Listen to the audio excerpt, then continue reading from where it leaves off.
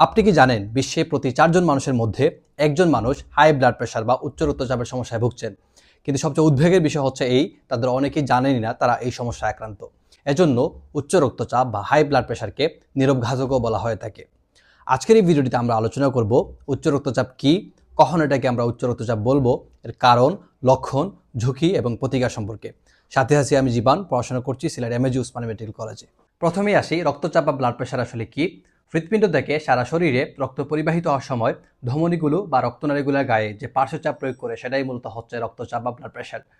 একজন সুস্থ স্বাভাবিক মানুষের রক্তচাপ হচ্ছে 120/80, অর্থাৎ সিস্টোলিক চাপ যদি 120 মিলিমিটার মার্কারি বা তার নিচে এবং ডায়াস্টোলিক চাপ যদি 80 মিলিমিটার মার্কারি বা তার নিচে হয়, তখন সেটাকে আমরা স্বাভাবিক রক্তচাপ বলে থাকি।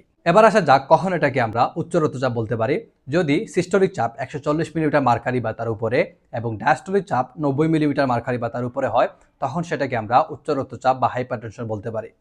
তবে এখানে একটা বিষয় মনে রাখা জরুরি, একবার বেশি হলেই কিন্তু সেটাকে আমরা উচ্চ রক্তচাপ বলতে পারবো না। এজন্য বারবার মেপে নিশ্চিত হয়ে নিতে হবে। এবার আসা যাক উচ্চ রক্তচাপের কারণগুলো কি কি। উচ্চ রক্তচাপ বা হাইপারটেনশন মূলত দুই ধরনের হয়ে থাকে। প্রথমত প্রাইমারি হাইপারটেনশন, যার নির্দিষ্ট কোনো কারণ থাকে না, সাধারণত বয়স বাড়ার সাথে সাথে এটা হয়ে থাকে। দ্বিতীয়ত সেকেন্ডারি হাইপারটেনশন, যেটা নির্দিষ্ট কয়েকটা কারণ রয়েছে, যেমন কিডনি রোগ, হরমোনজনিত সমস্যা বা বিভিন্ন ওষুধের পার্শ্ব প্রতিক্রিয়া।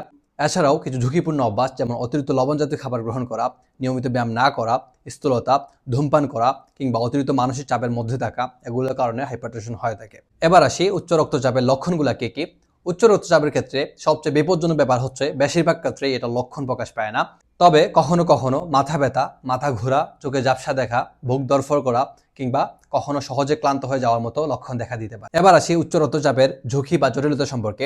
যদি উচ্চ রক্তচাপ নিয়ন্ত্রণে না রাখা হয়, তবে স্ট্রোক, হার্ট অ্যাটাক, কিডনি বিকল হয়ে যাওয়ার মতো মারাত্মক জটিলতা সৃষ্টি হতে পারে। এবার আসি উচ্চ রক্তচাপের প্রতিকার সম্পর্কে।